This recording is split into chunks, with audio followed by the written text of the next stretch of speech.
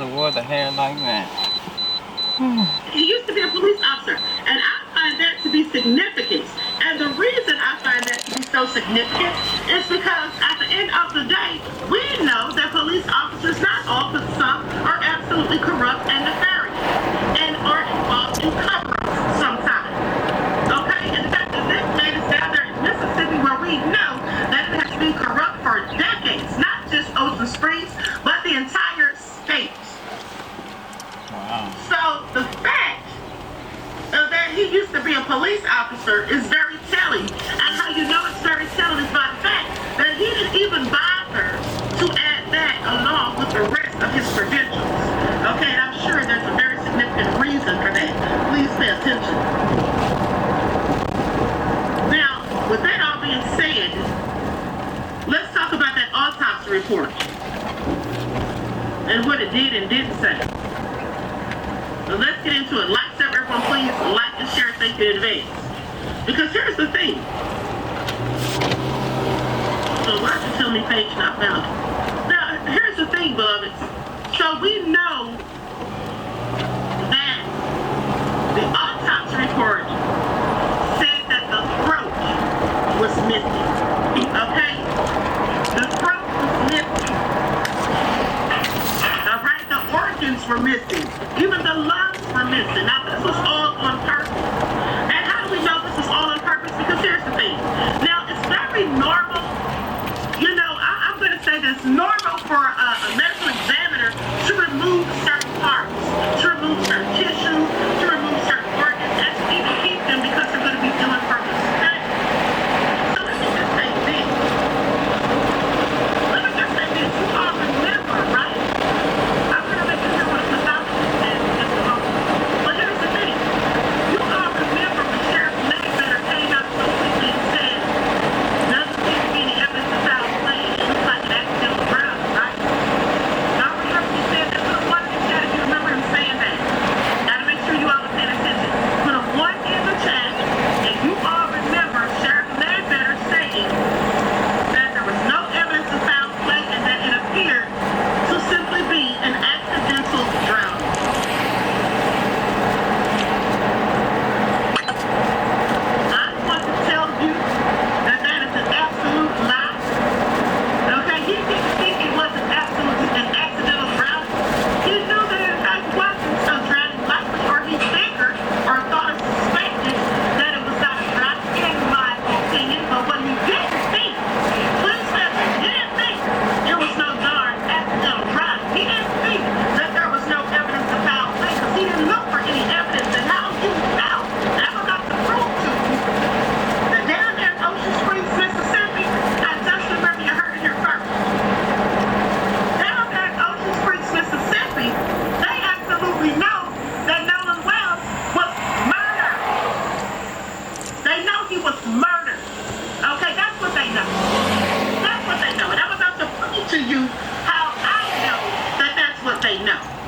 Fried chicken. Let's talk about it. They know he was murdered just as well as we know he was murdered. And how do we know he was murdered? Well, we know now because after that autopsy report came out. Now, mind you, the autopsy report did leave us with a myriad of questions, but also it was very telling at the same time. Okay? So let's talk about it. If I asked you to name the country with the largest black population outside Africa, you'd probably say the United States.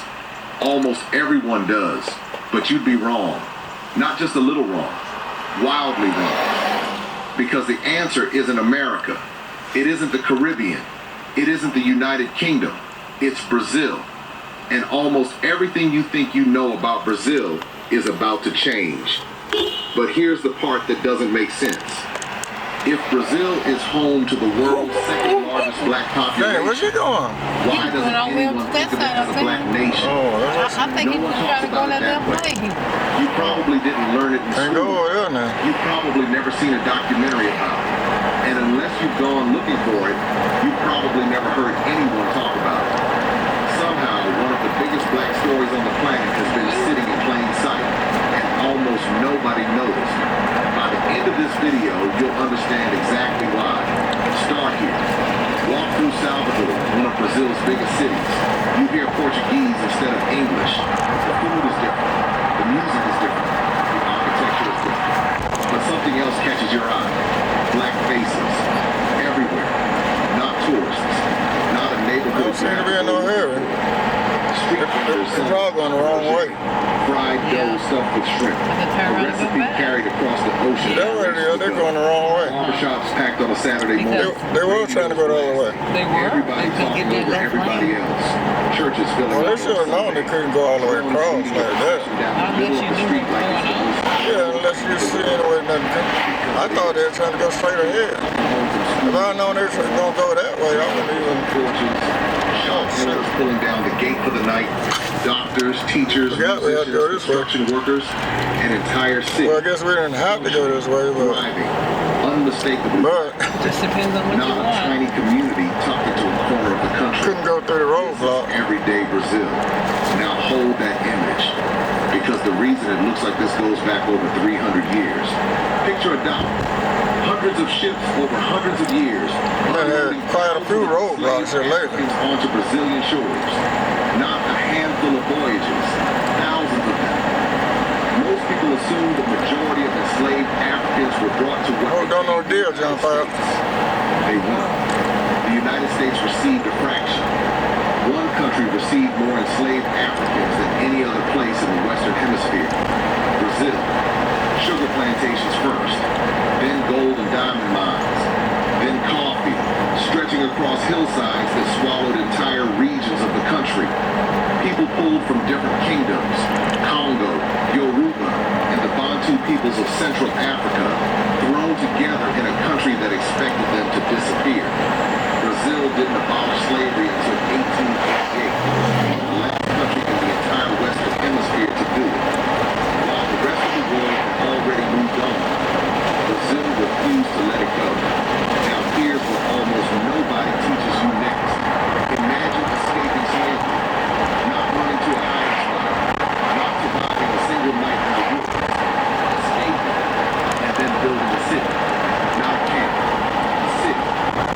Hidden deep in the mountains of northeastern Brazil, enslaved Africans who ran for the city called Palmares. At its height, it wasn't a village. Historians disagree on exactly how many people lived there. Some estimates are in the thousands. Others climb above 30,000. Either way, it became the largest fugitive settlement in Brazil's history. Picture farmland stretching across the hills. Cassava, corn, sugarcane, grown by free hands instead of forced ones. Blacksmiths forging their own tools and weapons. Children born inside Palmares who never spent a single day of their lives enslaved. Watchtowers and wooden barricades ringing the settlement, lookouts posted around the clock. It had its own leadership, including a king named Zumbi, still remembered across Brazil today as a symbol of resistance. Its own arms, its own defenses, its own way of life, built entirely outside the control of the people who claimed to own them. Portugal sent expedition after expedition to destroy it, army after army, governor after governor, for almost 100 years. Very hard to lead away USA. Palmares held 100 years of black self-governance inside a country that was built to insist it was impossible. Most people have never heard that name. Palmares. I wonder could I get to the other car wash, but they got the History barricade. remembers empires.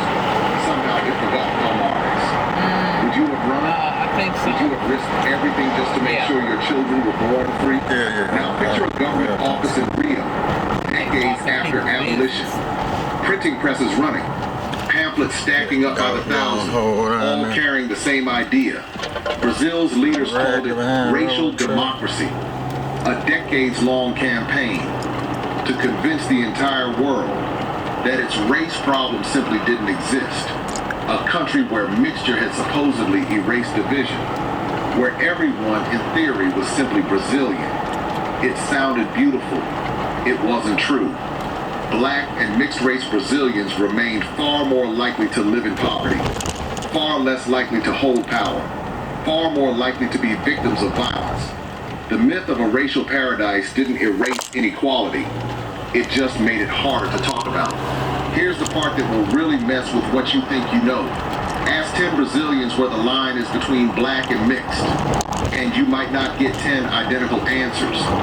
In the United States, race is usually treated like a simple checkbox. Brazil doesn't work that way. Its official census recognizes multiple categories: branco, preto, pardo, and more, describing shades and mixtures that don't translate directly into English at all. Two people with almost identical ancestry can identify completely differently depending on how they look, where they grew up, even how their own family raised them to see themselves. Wait, seriously, a country can have the second largest black population on earth and still argue internally about who even counts as black. That's why two people can look almost the same and answer the census completely differently. But that confusion isn't an accident. It's the direct result of centuries spent trying to blur the very lines this video just spent 10 minutes drawing. Now picture a circle. Dozens of people clapping, singing, spinning to a rhythm under the open sky. A plantation owner walks past, smiles, and keeps walking. He has no idea what he's actually looking at. Enslaved Africans in Brazil weren't allowed to train in combat, so they built a martial art and called it a dance. Imagine thinking you're watching people dance, while you're actually watching them rehearse how to knock you out. Capoeira, rhythmic, fluid, beautiful to watch. Slaveholders saw people playing. What they were actually watching was resistance, wearing a disguise. Today, walk into almost any Brazilian city and you'll find a capoeira circle. Teenagers spinning through that same disguised choreography their ancestors used to survive, now taught openly as art, as sport, as pride. The same thing happened with religion. Picture a woman kneeling before a statue of a Catholic saint, lips moving in prayer. Only the name she's actually calling on isn't the saint's. West African spiritual traditions were outlawed in Brazil, so believers disguised their gods behind Catholic faces and practiced in secret for generations.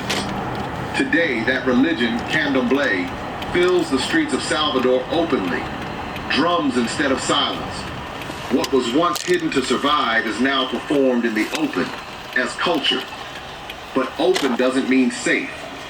Even now, toreros, the houses of worship where candomblé is practiced, get vandalized, sometimes burned by people who still see an African religion as something to fear. Thousands of these houses exist across Brazil today, and many of their leaders are still fighting for the simple right to practice in peace. Picture a stadium, 80,000 people on their feet screaming one man's name, Pelé, a black man from a poor neighborhood who became a global symbol of an entire nation. Now picture Carnival, millions of people flooding the streets of Rio, samba schools spending an entire year preparing for a few nights of parade. The whole world tunes in. Brazilian culture, the music, the movement, the food, the faith, has influenced the whole planet. Now picture something else. A favela on the hillside overlooking that same parade. Most of the people living there are black or mixed race. Same city, same culture